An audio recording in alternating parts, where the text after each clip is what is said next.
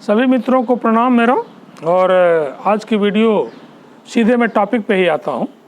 आज की वीडियो का जो टॉपिक है और वो भी एक ज्वलंत समस्या है कि शादी में विलंब के कारण और निवारण, ये टॉपिक है।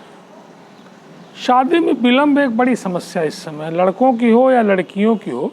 पहले तो था कि भाई लड़कियों की शादी के लिए लोग परेशान रहते थे, लेकिन इधर के दिनों में ज़रूर लड़कों की शादियों में भी मैं देखा हूँ कि बड़ी दिक्कत आ रही है। और उन लोगों का विलंब हो गया है बिना किसी कारण के। आप देखेंगे अच्छी नौकरी है, अच्छे घर के हैं, सब अच्छा ही अच्छा, तो फिर विलंब क्यों हो रहा है? ये बहुत बड़ा प्रश्न चिन्ह है। और तब पिताजी की बात याद आती है कि लड़की को विदा करने से बहू लाना ज़्यादा कठिन है, और अब उसका मुझे एहसास हो रहा है। अब सवाल है कि अगर लड़का अच्छी नौकरी में है या लड़की अच्छी नौकरी में है और घर द्वार सब अच्छा है, देखने में सुंदर भी हैं, कोई दिक्कत नहीं, फिर क्यों देर हो रहा है? तब निश्चित रूप से आपको ज्योतिष में आना पड़ेगा। आपको कुंडली से अंदाज लगेगा कि क्यों लेट हो रहा है। जब सब सही है तो फिर लेट क्यों हो रहा है? लेकिन ये कुंडली जब कोई देखेगा, जो ज्योतिषी कोई भी देखेगा, तो देखते ही बता देगा आपको कि आपकी शादी में विलंब क्यों हो रहा है, और उसका फिर निदान भी बता देगा। और मैंने भी बहुत लोगों को निदान बताया है और फलित होते देखा है। अपने अनुभव को मैं यहाँ पे साझा कर रहा हूँ। अब सवाल है कि लड़का हो या लड़की हो, उसके विलंब के क्या क्या कारण हो सकते हैं। तो सबसे बड़ा कारण, बाकी सब तो अपनी जगह है, सबसे बड़ा कारण कि जो पार्टनर हाउस है, 7th हाउस, जो लग्न के ठीक नीचे है, उसके विश्लेषण की आवश्यकता निश्चित रूप से है। अगर 7th हाउस में कोई भी पाप ग्रह मौजूद है, चाहे मंगल है, मंगल को भी पाप ग्रह की श्रेणी में रखते हैं, चाहे वो राहु है, केतु है, शनि है, ये सारे ग्रह अगर हैं, कोई भी इनमें से है, तो शादी में विलंब होता है। ये अलग बात है कि अगर वो 7th हाउस पे मान लीजिए 11th लिखा है, 10th लिखा है, तो वो शनि का घर है जैसे, तो विलंब का कारण बन सकता है। लेकिन बहुत सारे लोगों को आप देखेंगे कि उनके पत्नी हाउस में शनि का घर तो है, लेकिन फिर भी शादी थोड़ी जल्दी हो गई है। कारण उसका है कि अगर 5th हाउस में मान लीजिए कि शनि बैठा है, तो शनि की तीसरी दृष्टि अगर आप देखेंगे 5, 6, 7, तो 7वें घर पे पड़ रही है। तो अगर शनि की दृष्टि अपने घर पे पड़ रही है, या मंगल कहीं पे बैठा है, उसकी 4th, 8वीं, 7वीं दृष्टियां कहीं पर भी अपने ही घर पे पड़ रही हैं, और किसी का भी अगर अपने घर को देख रहा है, कितना भी क्रूर ग्रह है और क्रूर ग्रह का वो घर है, लेकिन अगर अपने घर को देख रहा है, तब निश्चित रूप से उसमें शुभता आ जाती है। क्योंकि कोई भी क्रूर से क्रूर आदमी भी कोई अपने घर को तबाह नहीं करता है। एक तो ये पॉइंट है। दूसरी चीज कि 7वें हाउस का जो लॉर्ड है वो कहाँ है?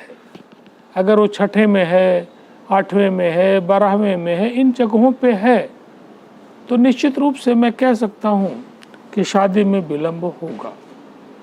दूसरी चीज, अब हमको कॉम्बिनेशन पे भी आना होगा कि मान लीजिए आपके शादी वाले घर में राहु बैठा है और साथ में चंद्रमा भी बैठा है, तो आपको लगेगा चंद्रमा तो बड़ा ही पवित्र ग्रह है, लेकिन अब राहु भी बैठा है तो ग्रहण योग दे रहा है। सूर्य बैठा है और राहु बैठा है या केतु बैठा है तो ग्रहण योग दे रहा है।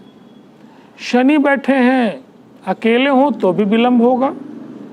अपने उच्च राशि में है तो कम विलंब होगा, नीच राशि में है तो ज़्यादा विलंब होगा। कोई भी ग्रह, मंगल है, उच्च राशि में है तो थोड़ा कम विलंब होगा, और अगर नीच राशि में है तो ज़्यादा विलंब होगा। और आपको पता है कि शनि की नीच की राशि जो है वो मेष है।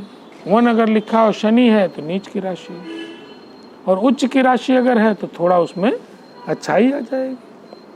और अब इन बातों के अतिरिक्त क्या क्या देखें, आपके 7th हाउस पर कौन लोगों का प्रभाव है, इसको आप देखिए, टोटल काउंट करिए।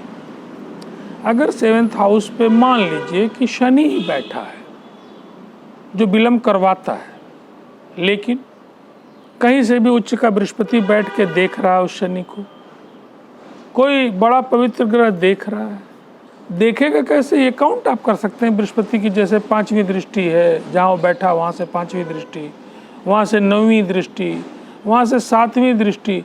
अगर इस तरह के कॉम्बिनेशन है, मान लीजिए कि पत्नी भाव पे कई बड़े ग्रह, अच्छे ग्रह देख रहे हैं, तब आप देखेंगे कि हो सकता है कि विलम्ब की जो समस्या है वो बहुत कम हो। लेकिन अगर क्रूर ग्रह बैठा है और क्रूर ही ग्रह की दृष्टियां भी आ जाए, शनि बैठा है मंगल की दृष्टि आ गई, शनि बैठा है राहु की दृष्टि आ गई, शनि बैठा है केतु की दृष्टि आ गई, तब तो फिर वही कि ततो लौकी चढ़ी नीम के डाल, तब तो विलम्ब होना ही होना है। तब फिर क्या करें? ये तो सब कारण है, ये किसी भी ज्योतिषी से आप विचरवा सकते हैं, ये कारण है। लेकिन दुनिया में ऐसा कोई कारण नहीं है जिसका निवारण न हो। अगर रोग है तो निश्चित है कि औषधि होगी कहीं न कहीं, और औषधि कारगर है। बुखार हुआ है तो ठीक है, जिस लेवल का बुखार उस लेवल की औषधि दीजिए, बुखार ठीक हो। ऐसा हो ही नहीं सकता कि कारण उसमें हो और निवारण न हो, निवारण होगा। अभी ज्योतिषी ही बता पाएगा कि निवारण जो कारण है उसकी इंटेंसिटी कितनी है, तो निवारण भी फिर उसी लेवल का है। टाइफाइड हो गया तो उसकी दवा हफ्ता 2 हफ्ता चलेगी, साधारण बुखार है तो क्रोसिन से 1 दिन में ठीक हो जाएगा, वायरल है तो 5 दिन में ठीक हो रहा है। तो वही हाल है कि आपका पति भाव या पत्नी भाव जितना अधिक पीड़ित है, उसके निदान की आवश्यकता भी फिर उसी लेवल की होगी। निदान फिर निश्चित रूप से लंबा निदान होगा। प्रभावी निदान के लिए आपको पूजा पाठ करना होगा, रत्नों को भी पहनना होगा, बहुत सारे काम करने होंगे। हल्का फुल्का अगर है तो हल्के निदान से काम चल जाएगा, तो निदान भी आप करवा सकते हैं। जैसे कि शनि अगर बैठा है, नीच का शनि है, तो निश्चित रूप से नियमित रूप से कुछ मत करिए शनिदेव मत, जिसमें कुछ पैसा नहीं लग रहा, शनिदेव महाराज को श्रद्धा के साथ आप सरसों तेल का दीपक जलाइए शनिवार को। ओम शं शनिचराय नमः का 108 बार जाप करिए, देखिए कल्याण होता है आपका। इसी तरह से मंगल बैठा है, नीच का मंगल है, क्या करें? ठीक है, हनुमान जी की आराधना करिए, हनुमान जी को चोला चढ़वाइए, हनुमान जी की शरण में रहिए, देखिए आपको आराम मिलेगा। राहु है, केतु हैं, इन लोगों का निदान आप कराइए, सबके निदान है। राहु के निदान के लिए आपको गोमेद पत्थर आप जैसे कहते हैं, और कुछ तांत्रिक निदान भी हैं कि आप काले कपड़े में एक नारियल ले लें जटाधारी, और उसमें सांप का जोड़ा लगा के और गंगा जी में थोड़ा काला उड़द डाल के प्रवाहित कर दें। तो ये छोटे छोटे जो निदान हैं, आपको लगेगा कि अरे निदान क्यों है। कल मैं एक वीडियो देख रहा था, बहुत सारे, बड़ा अच्छा उनका वीडियो था कि शिव जी पे जल क्यों चढ़ाते हैं। बड़ी आपत्ति थी लोगों को कि शिव जी पे जल चढ़ाते हैं, उतना अगर किसी को पिलाते दूध तो बड़ा अच्छा रहता। अरे शिव जी हमारे, उन्होंने बोला शिव जी हमारे आराध्य देव हैं, पिता हैं। अब कोई बोले कि अरे यार पिता के ऊपर इतना पैसा खर्च कर रहे हो, अच्छा नहीं लग रहा है, तो कैसा लगेगा आपको? तो वही हाल है, इन निदान का असर होगा ही होगा। विश्वासम फलति, विश्वास करिए, कारण खुजवाइए, निदान करिए, निश्चित रूप से सब भला होगा। और इन्हीं शब्दों के साथ अपनी वाणी को मैं विराम देता हूँ। बहुत बहुत शुभकामनाएं।